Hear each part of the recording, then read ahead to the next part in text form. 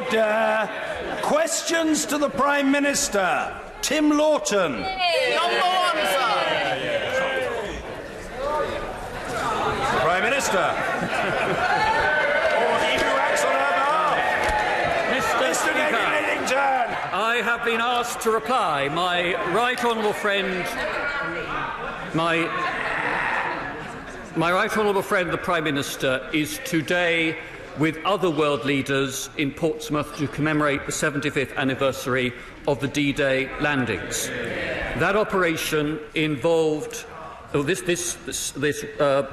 event today will involve more than 4,000 personnel in D-Day events in the United Kingdom and in France, and it will involve representatives from every country that fought alongside the United Kingdom in Operation Overlord, and, appropriately, our former adversaries as well.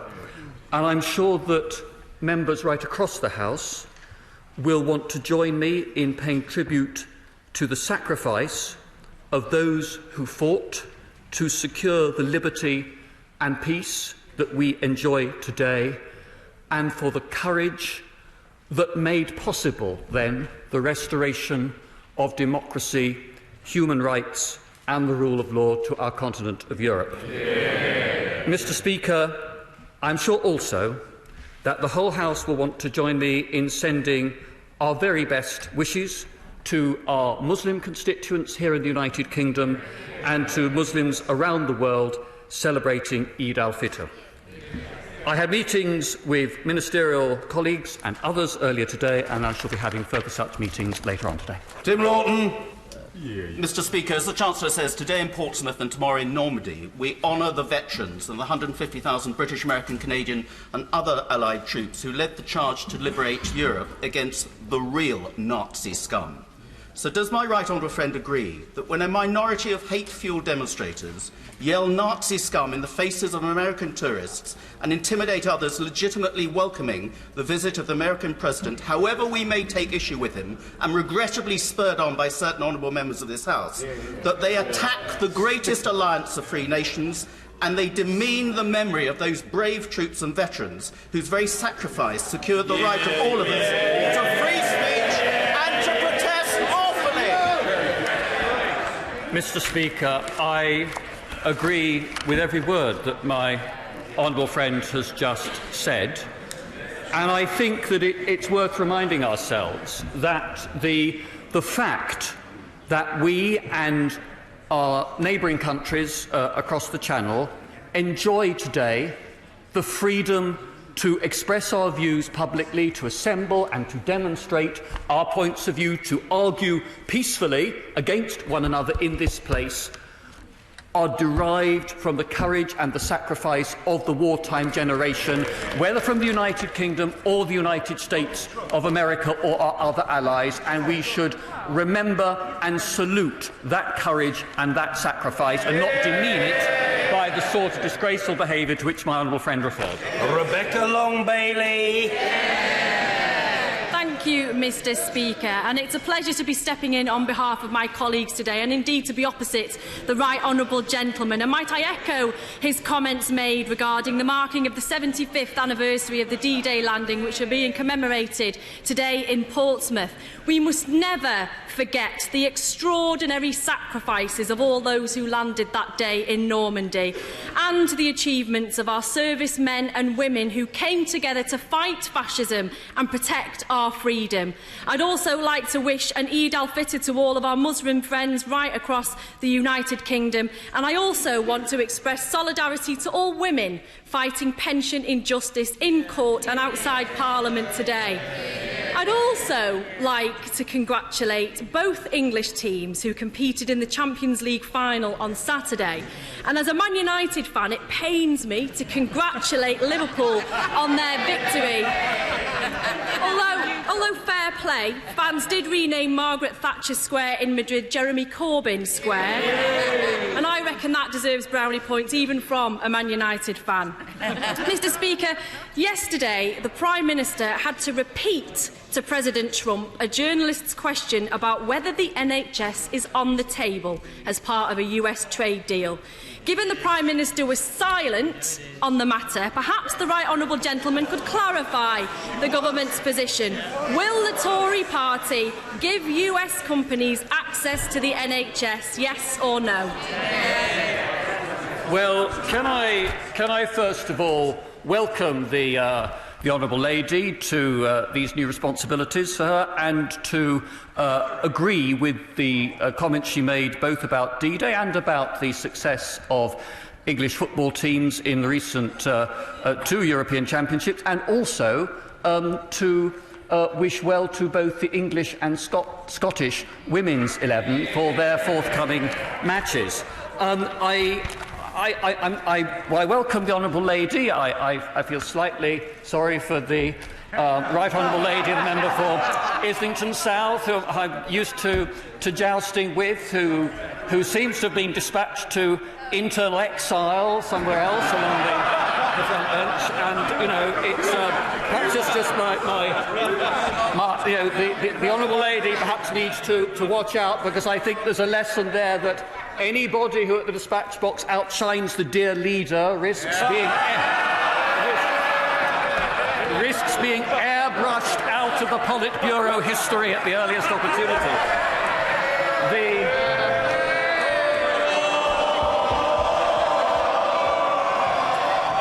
My right honourable friend, the Prime Minister, has been very clear, and she spoke for everyone in the government and on this side of the House. When it comes to trade negotiations, the NHS is not and will not be up for sale.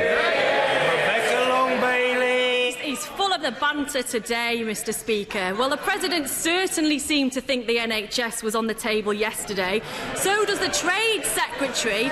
But who knows who speaks for the government at the moment? And the Prime Minister did nothing to allay concerns yesterday.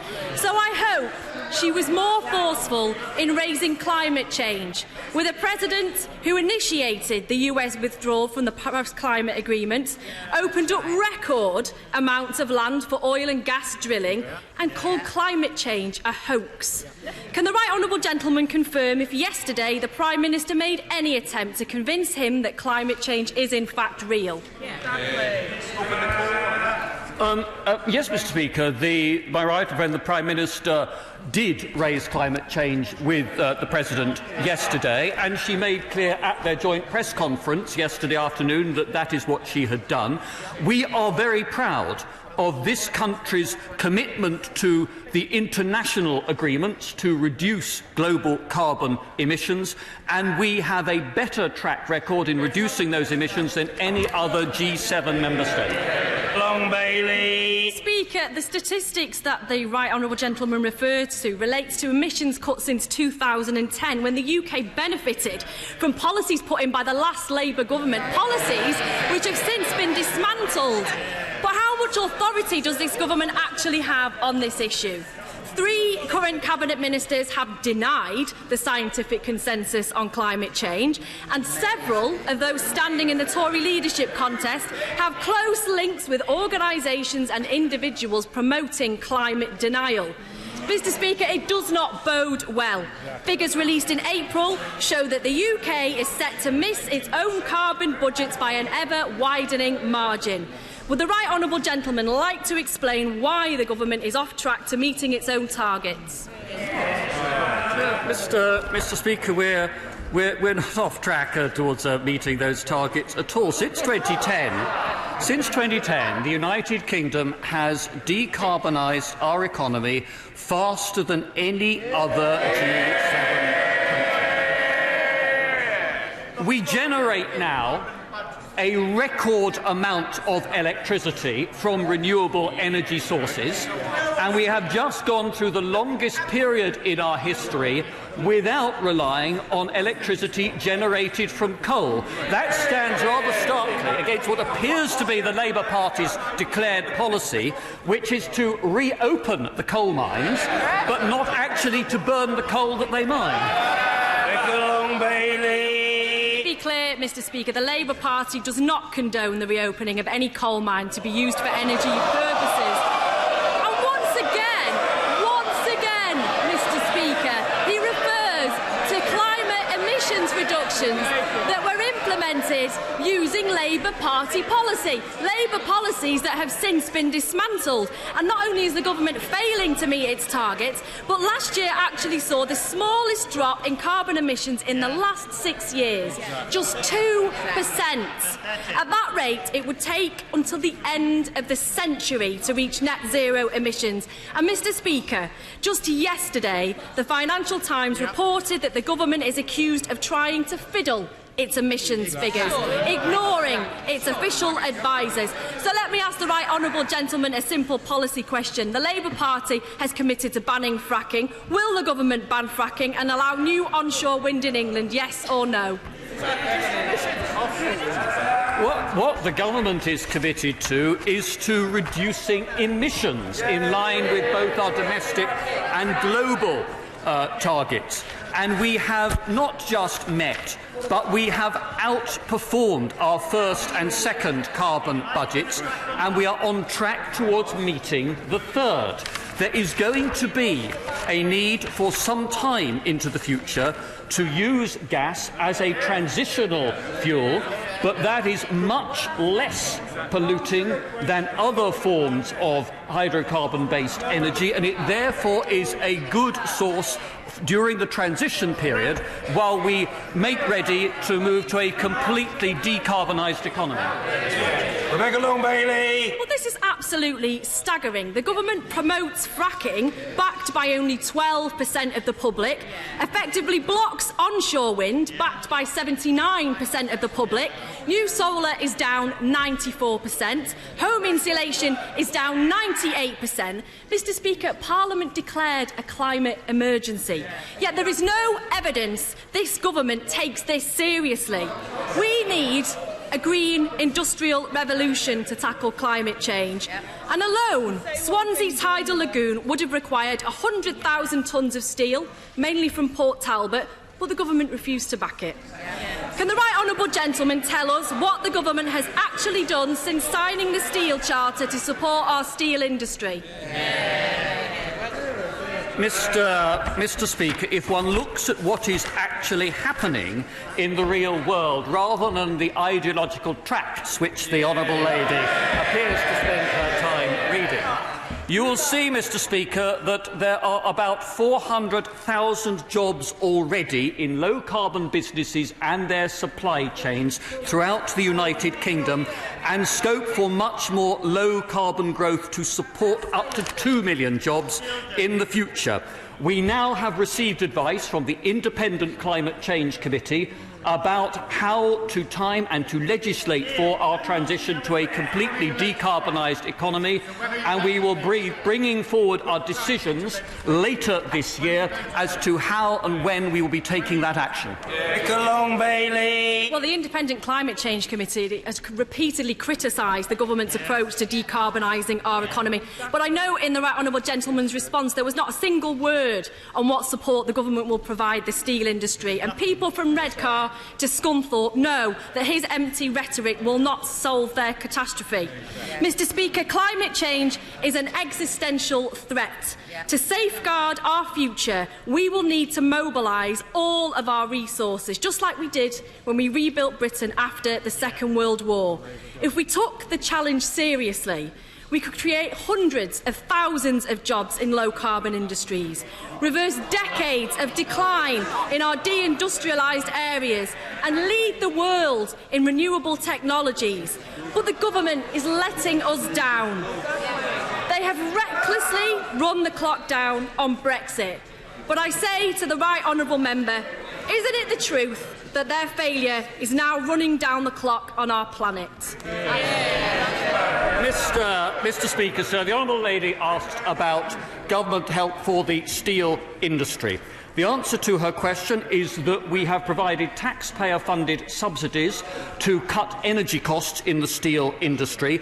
We have supported globally and introduced here trade defence measures to shut out unfair competition and dumping from steel. And when I was in Sheffield a few days ago, I talked to specialist steelmakers in South Yorkshire who welcome this government's commitment there to the Advanced Manufacturing Centre, to to the work that we are doing on technical and vocational training, and who were optimistic about the future of steelmaking and manufacturing in this country under the policies that my right honourable friend, the Secretary of State for Business, has been taking through.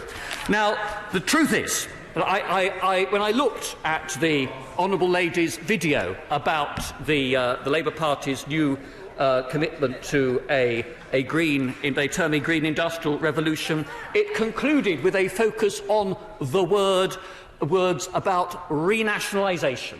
Bring back into public ownership, as if that were the way forward.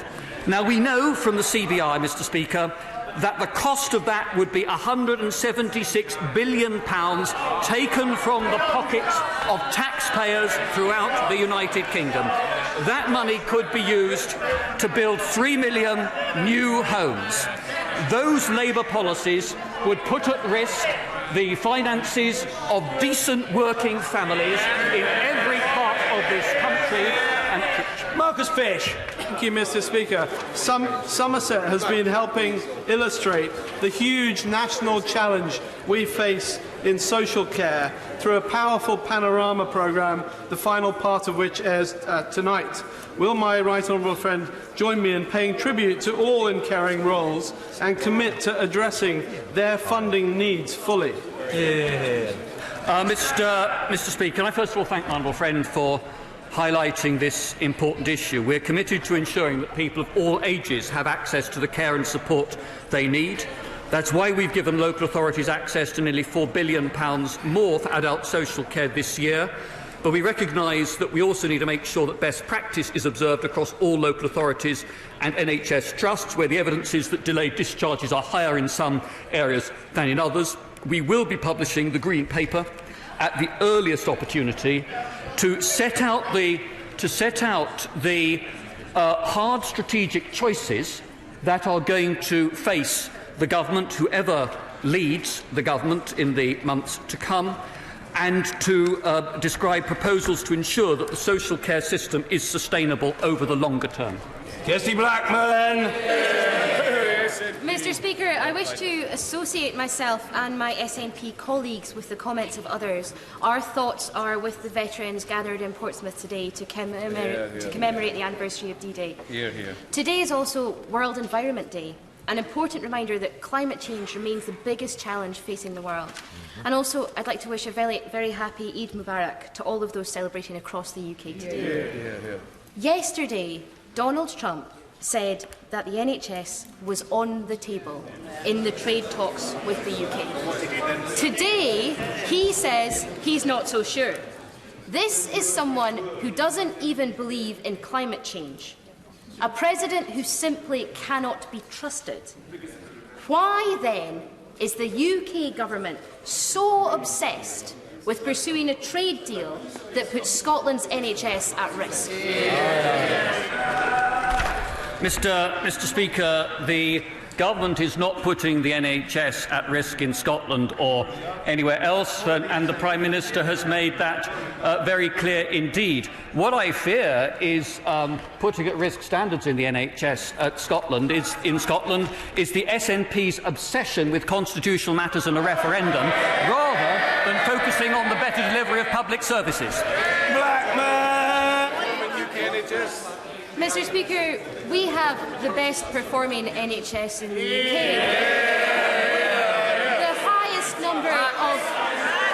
With the highest number of GPs per head of population. If this week has proven anything, it has proven that there is no guarantee our NHS is safe. In 2014, Westminster promised Scotland's NHS would be in public hands for as long as the people of Scotland wanted it. But now, this Tory government is actively working to deny the Scottish Parliament the powers to safeguard our NHS and protect our public services. The truth is, under this government, Scotland won't have a veto. We may not even have a say. The Scottish Government will never allow our precious NHS to be signed away in a Tory-Trump trade deal. If the Minister and his fellow MPs cannot make that same pledge here today, they will never, ever be forgiven. Mr. Speaker, the risk of repeating myself, under this government and under stewardship of anybody on this side of the House, the NHS is not going to be up for grabs in a trade negotiation with the United States or with anybody else at all. And I would say to the Honourable Lady that when she talks about the need for a voice for Scotland, she ought to have more confidence in the ability of herself and her colleagues to represent the interests of Scotland here in the debates and in the committees on which they sit. At the moment, they're leaving it to my 13 colleagues on this side to be the true voice of Scotland. Mr. Speaker, thank you very much.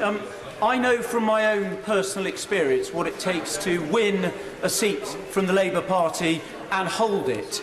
Will my right honourable friend agree with me that every community in this country needs a strong voice in this place, and the people of Peterborough tomorrow have the opportunity to elect Paul Bristow to give them that voice to replace the failed Labour MP who ended up in jail?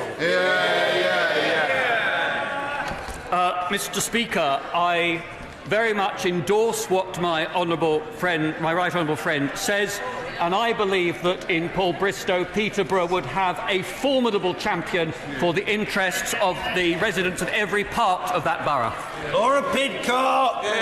Mr. Speaker, I know that the right honourable gentleman is just a stand-in while the vultures circle, but I want to ask what he thinks of the legacy left by the Prime Minister. A deeply divided country where 14 million people live in poverty, where 130,000 preventable deaths have been caused by austerity since 2012, a country where 17,000 people can die while they are waiting for disability benefits, where homelessness is soaring, destitution is rife, and a UN rapporteur can describe Britain as defined by harsh and uncaring ethos. I don't want to personalise this because everyone on those benches is responsible, but what kind of legacy is that? Mr. Speaker, the legacy of my right honourable friend will be a country in which income inequality is down, in which wages have been rising faster than inflation for more than a year, where we have the lowest unemployment since the 1970s and record numbers of people in jobs. And it's about time that the honourable lady stop talking our country down. On this side, we want to raise our country up. David T.C. Davis! Mr. Speaker, does my right honourable friend think it's acceptable that people with access to large sums of money are able to bring about private prosecutions in a way that undermines freedom of speech in this country? Mr. Speaker, let me say two things about my honourable friend's question. First of all, I believe that freedom of speech is one of our most precious inheritances from previous generations, and we should do everything we can in this place and outside to uphold that principle. When it comes to any specific case, it would clearly be wrong of me to pass comment on something that is before the courts. Joe Stevens! Thank you, Mr. Speaker. Last weekend, my constituency suffered yet more serious violent crime, some in the public domain and some which isn't, including the murder of 18-year-old Fahad Mohammed Noor and a knife attack on the congregation leaving Dar al-Isra Mosque following Ramadan prayers. Since 2010, under Liberal Democrat and Conservative government, South Wales police funding has been cut by nearly £61 million. Police officers in Cardiff are running on empty. What will it take for this shambles of a government to accept responsibility for public safety and give South Wales Police the funding they desperately need? Well, Mr. Speaker, South Wales Police is actually receiving up to £290 million in funding in the current financial year, which is an increase of £19 million on the last financial year.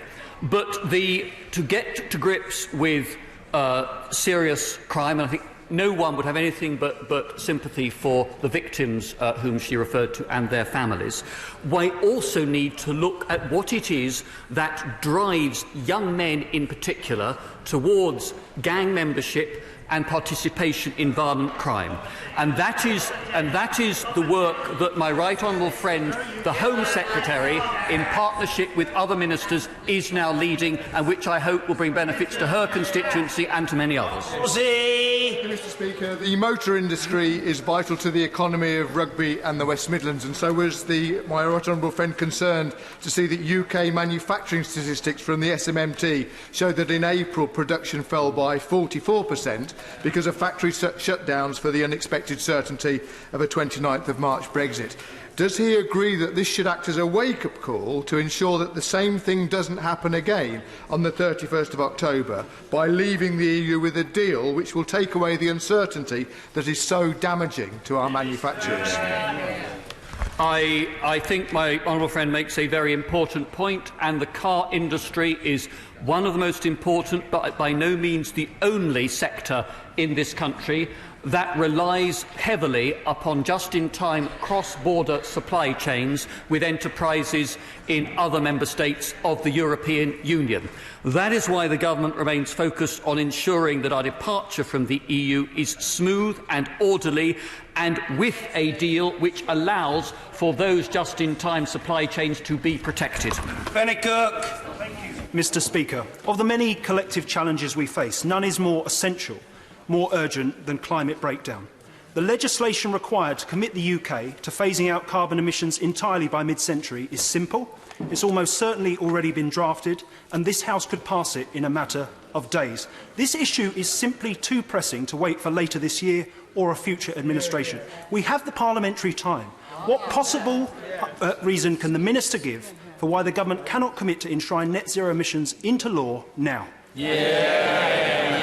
Well, Mr. Speaker, may I first of all congratulate the honourable gentleman, his partner, on having looked at his Twitter feed on the imminent birth of their second child later this year, and wish both he and his partner well. In terms of his question, it was this government which actually went to the Independent Committee on Climate Change and asked for advice from them about how and over what time frame to make that move to complete decarbonisation. We have only very recently received that advice. That will clearly need to be considered within government, and we want to bring forward our decision at the earliest possible opportunity, because I share his view of the importance of getting on with this. Ms Green. Mr. Speaker, difficult times often call for new leadership and a new vision. Therefore, will my right honourable friend join me in supporting Councillor David Greenhouse's vision for a regeneration of Bolton, his bids for the future High Street Fund, and the recovery of Bolton after 40 years of Labour misrule? I'd like to thank my honourable friend for highlighting this initiative in Bolton. As he knows, high streets are changing, and we are committed as a government to helping communities like Bolton to adapt to that change. We've already set in hand the £675 million Future High Streets Fund. We welcome Bolton Council's applications. They're being assessed alongside other applications. We will make an announcement about those places that are successful later this summer. I know my honourable friend will continue to be a very doughty champion for his city. Thank you, Mr. Speaker. My local NHS is cutting GP hours while they and NHS England are forced to subsidise a private company, Babylon GP at Hand, which has sucked up over 50,000 patients for its controversial app-based system, undermining GPs across London and beyond. Given the Health Secretary is Babylon's biggest cheerleader, why should my constituents trust this government to keep the NHS public any more than they would trust Donald Trump? Mr. Speaker, NHS England is, I understand, increasing the baseline funding of Hammersmith and Fulham CCG to ensure it is not financially disadvantaged by hosting GP at Hand. But the NHS to improve its service to patients, is going to need to embrace innovation, and digital technologies like those used by GP at Hand do offer convenience for patients and often allow clinicians to work more efficiently. And that's why our new GP contract gives everyone the right to digital-first primary care, including web and video consultations from 2021, if that is what they want to receive.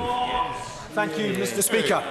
75 years ago tonight, the first steps in the liberation of Europe were taken by the Oxfordshire and Buckinghamshire Light Infantry when they dropped by parachute to liberate Pegasus Bridge. As the Dakotas over Normandy commemorate this feat at this present time, will my right honourable friend join with me to celebrate and commemorate all the ordinary and yet extraordinary men and women from every corner of our country who turned the tide of the war in freedom's favour?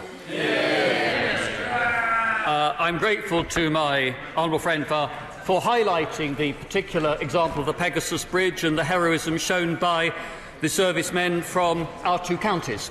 But I think he's also right that we need to pay tribute today to the men and women who took part in the success of Operation Overlord for whichever part of the United Kingdom or for whichever allied country they came. Far too many people in our uniformed public services are taking their own lives. But, Mr. Speaker, we don't know the true extent of these tragedies, as ministers do not require this data to be collected. Will the Minister agree with me that the police, our armed forces and the prison services should follow the lead of the fire service and record the number of people in their service that take their own lives? The honourable gentleman makes a good point. I know he is due to meet with Minister of Justice ministers fairly soon to talk about whether the MOJ could introduce similar practices for its services, and I will draw his question to the attention of the Minister for Policing to see if a comparable meeting can be established with the Home Office. Joseph Johnson. Mr. Speaker, Petts Wood is designated an area of special residential character in the London Borough of Bromley, but it suffered from inconsistent decision-making at the hands of the Planning Inspectorate, which I feel is unaccountable. Would my right honourable friend use his good offices to help me secure the meeting I've long been requesting, which the Planning Inspectorate has for some reason consistently declined? Well, I'm very happy in the first instance to ensure that my honourable friend has a meeting with the relevant minister in the Department of Housing, Communities and Local Government, and hope that that will enable him to find a way forward. It would be a gross discourtesy if it were otherwise. Extraordinary that the honourable gentleman should have to ask for a meeting, but there we are, he's going to get his meeting. Rachel Maskell. Thank you, Mr. Speaker. Well, yesterday the US President did say that the NHS was on the table of any trade negotiation, and the PM did not intervene to stop him. The Lib Dems and Tories have already voted through the Health and Social Care Act, which opened up the NHS to the US market. 10% is already privatised. And the Brexit party leader has no issue with US private healthcare insurance replacing our NHS. No party can be trusted with our NHS except the Labour Party. Isn't Labour now the only hope to save our NHS? Mr. Speaker, one does get a bit sick of these scare stories after a while. Mr. Speaker, the honourable lady might like to pretend that the majority of NHS contracting out for the private sector did not actually take place under Conservative administration but under the Labour government, with Andy Burnham urging that to be accelerated. Now, the truth is that during the 70-year lifetime of the NHS, it has had more years under Conservative than under Labour stewardship. And if we look at what is happening today, we see the NHS getting the biggest cash boost ever in its history, a long-term plan for its future made possible by Conservative policies. Mr. Douglas Ross. very much, Mr Speaker, and I remind the House of my members' interests. I echo what the Minister said about our teams going to the World Cup and their performances later on this month, but there is further representation from this country with 3 match officials selected, Sian Massey and Lisa Rashid from England, and my colleague from Scotland, Kylie Coburn, all selected to represent their country. So will my right honourable friend join me in congratulating them for their dedication, commitment and ability as match officials, which has seen them called up to the World Cup, and wish all our match officials a successful and productive tournament. Well, I did feel there was perhaps the shop steward for the Amalgamated Union of Association Football Officials was speaking there. But I'm very happy to join my honourable friend in congratulating Sian, Lisa and Kylie as having been selected as assistant referees. It is a first-class achievement, and I'd like to wish them, as well as both teams, all success for the World Cup. Fletcher. Thank you, Mr Speaker. Pupils from St Gregory's Primary School in my constituency recently wrote to me regarding the problem of plastic pollution in our environment. They have rightly pointed out the damage that plastic waste causes to marine life and also human life as it makes its way up the food chain. As a result, they are calling on the government to introduce a deposit return scheme that will reduce the amount of plastic that ends up in landfill and in our oceans.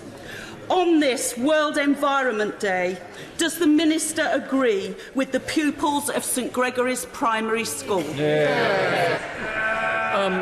I think that I can give the honourable lady an encouraging message to take back to the pupils of St Gregory's School, which is that under the leadership of my right honourable friend, the Secretary of State for the Environment, the government has launched a resources and waste strategy which includes consulting on plans to introduce consistent recycling for all households and consulting on a deposit return scheme to drive up the recycling of cans and bottles, and plans for producers to pay the full cost of managing packaging waste through extended producer responsibility.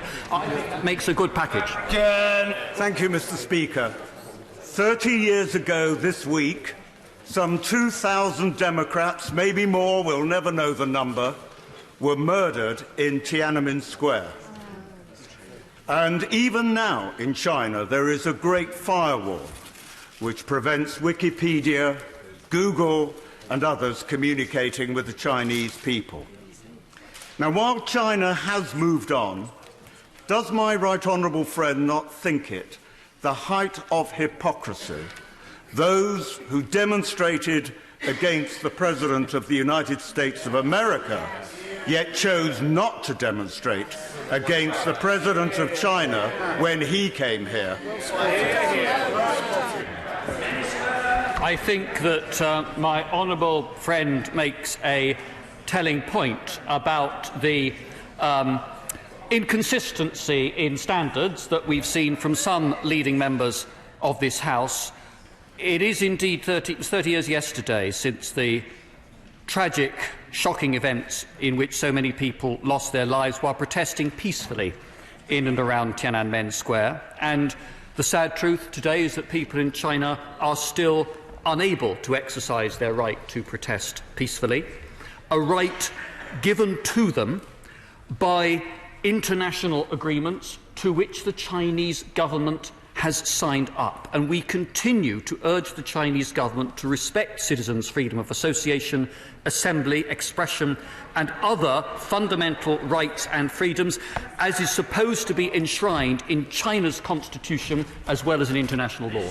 Roberts. And I would like to tell the House that Plaid Cymru leader Adam Price is celebrating it with the Normandy Memorial today, and that we share the feeling for all those people who remember that historical event. Now, I guess when President Trump's visit was thought up months ago, the plan was for the UK to have left the EU by then. Take back control, they said. But what we saw this week was a vision of things to come, of razzle-dazzle concealing the reality of sovereignty reduced to sycophancy. 68% of Welsh exports, Mr Speaker, go to the EU. Only 14% of Welsh exports go to the US. Post-Brexit, the British government will have to choose which deal to strike. Which would he prioritise? Mr. Speaker, if the Honourable Lady had been studying the various publications from the government, she will have seen that our objective is to have a very close, deep future partnership on trade and other matters with our neighbours in the European Union, while at the same time having the freedom to pursue trade deals with other parts of the world, including with the United States amongst one. And I just do ask the Honourable Lady to just pause before condemning the state visit by the elected head of state and government of our staunchest ally at a time when we commemorate the 75th anniversary of the D-Day landings, and trying to criticise that for political purposes. We can disagree with President Trump. Any of us is free to do that. But he is here as the elected head of state of our staunch, consistent ally, and we should honour and respect him during that visit. Speaker, I know my right honourable friend will be aware from his recent visit to Cornwall of the potential of development of the space sector in Cornwall, and therefore I'm sure he would join me in welcoming the announcement yesterday of government support of £7.8 million for the development of Europe's first horizontal spaceport in Cornwall. So would he join me in congratulating all the Spaceport Cornwall team for their successful bid? Would he use his office to ensure that the government does everything it can to make sure the regulations are in place for satellites to be launched as soon as possible? And while he's on his feet, would he congratulate the Cornish rugby team for their excellent win on Sunday against Cheshire to become county championship? Well, I'm delighted to congratulate the Cornish rugby team, as my honourable friend invites me to do. I was also very pleased indeed to see the decision being made to give that support to the Cornwall Spaceport Initiative. I remember very vividly meeting representatives of the spaceport during my visit to the Goonhilly Earth Station earlier this year, and I think there are some really exciting commercial opportunities available for Cornwall and the United Kingdom. Mr. Speaker, in July 2016, my constituent Mr. Goff was diagnosed with multiple myeloma, a form of blood cancer. He was treated with 2 lines of chemotherapy and initially responded well, but had recurrent infections which required antibiotics. He went into remission in 2018, and his PIP was stopped in December 2018. Mr. Goff appealed the decision. Despite the fact that he was receiving treatment, his appeal was refused. In February, he was told his cancer had relapsed. It is incurable. He's now been told his mobility car will be repossessed this week. Removing his PIP will leave him short of money, unable to get to most of his daily appointments, and at risk of infection when travelling on public transport. Can I appeal to everybody on those benches over there? Show some compassion. Someone intervene and stop this injustice. The honourable member will appreciate that I don't know any more about the detail of his constituent's case than what he has just set out before the House. My right honourable friend, the Secretary of State for Work and Pensions, is in her place on the front bench, will have heard what he said, and I shall ask her to make sure that a minister from that department speaks to the honourable gentleman urgently to get to the bottom of what has happened. Mr. Speaker, the National Readership Challenge launches today, and can I particularly recommend to colleagues the conclusions on further education in the government's post-18 education review to reverse the decline of core spending, to increase the unit funding rate and to allow for 3-year funding plans. Does my right honourable friend agree that this should be essential reading for Treasury Ministers before the autumn spending review, and that more funding for further education would be very welcome? Mr. Speaker, my honourable friend makes a very important point about the vital role that further education provides, both in equipping young men and women with skills they need to give them good career opportunities, but also often as providing a passport through to higher education at a later stage in their careers. The Auger Review provides a blueprint of how we can make sure that everybody can follow the path that is right for them, and he's right to say that we need to study Auger's conclusions carefully in the run-up to the forthcoming spending review. MacDonald. Mr. Speaker, Police Scotland prepared a report on extraordinary rendition flights stopping through Scottish airports for the Crown Office. Counter-terrorism officers and the Lord Advocate have made clear that they require full access to the unredacted Senate Intelligence Committee report from the United States Government, but they have so far refused to do so, and therefore it's prohibiting them determining whether or not a crime was committed. So given intelligence sharing is supposed to underpin our relationship with the US, has anyone from the government raised this with President Trump whilst he's been here? And if not, will he pledge to do so on behalf of Scotland's law enforcement agencies before he departs UK soil today? Mr. Speaker, unsurprisingly, and in line with President under all governments, I'm not prepared to discuss security intelligence matters on the floor of the House, but I will draw the honourable gentleman's question to the attention of those of my colleagues in government who are directly responsible for these areas of policy. Thank you, Mr. Speaker. My thoughts today are with my 94-year-old stepfather, who has once again returned to Normandy to remember that it was soldiers, sailors and airmen from not only the UK and the US, but allies, especially all over the Commonwealth, who fought for our lives. And can we use this moment to thank them, to thank those who serve in our armed forces today, and to thank our Prime Minister, who in her last few days in this job is serving our country with great dignity.